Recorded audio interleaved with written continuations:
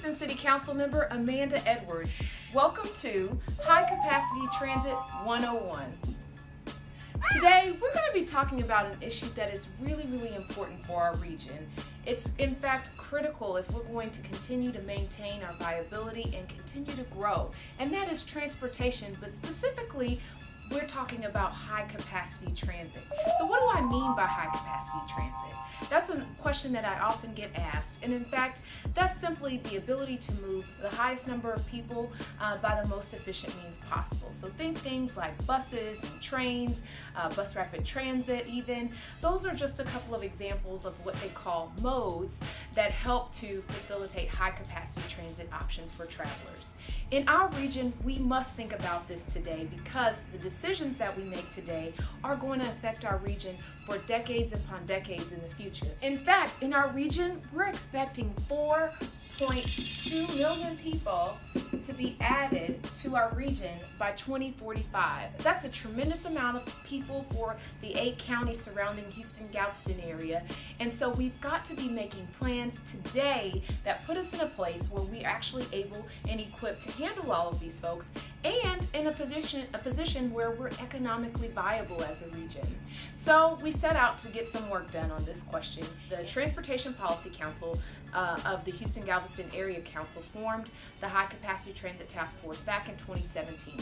We explored a number of things such as what are the modes available for high capacity transit options, what are the corridors in which those high capacity transit options should be placed, as well as looking at what the costs associated with that would be, as well as what the economic impact would be for our region if we were to have more high capacity transit options. Finally, we also looked at the importance of making sure that we were identifying funding sources to support those high capacity transit options as well. And what we found was actually really important, and that is for our region to really grow and continue to be on a path of continued growth and viability, we must invest substantial dollars in high capacity transit. In fact, we explored various plans, not building anything at all, or just highways, building the existing plans that we have set forth currently in terms of highways, but then some additional transit options. And we looked at some other levels of more substantial investments in high capacity transit. We looked at the low level, medium low level, medium high level, and of course high.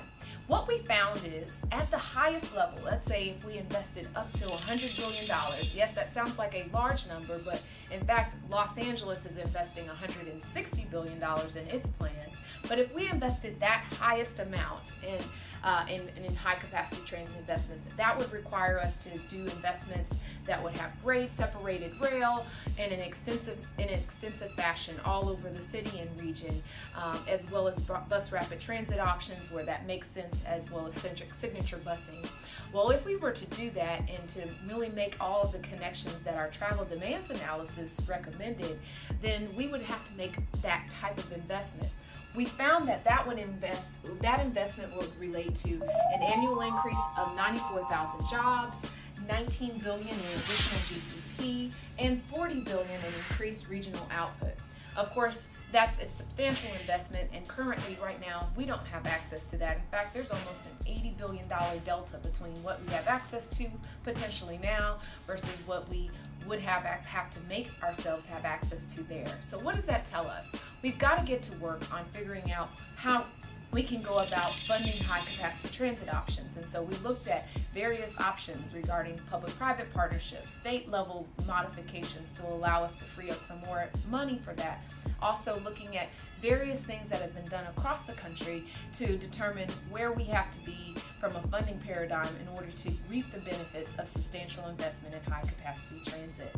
Finally, we also made sure that we were looking at these issues very diligently, but then at the same time knowing what work is yet to be done.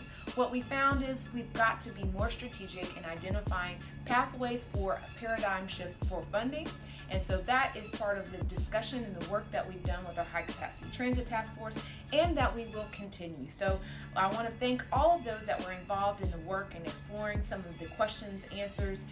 We have extensive maps and details of that, but we also know that this provides us a business case. a business case of why transit dollar investment is necessary today in order to reap the economic benefits of tomorrow.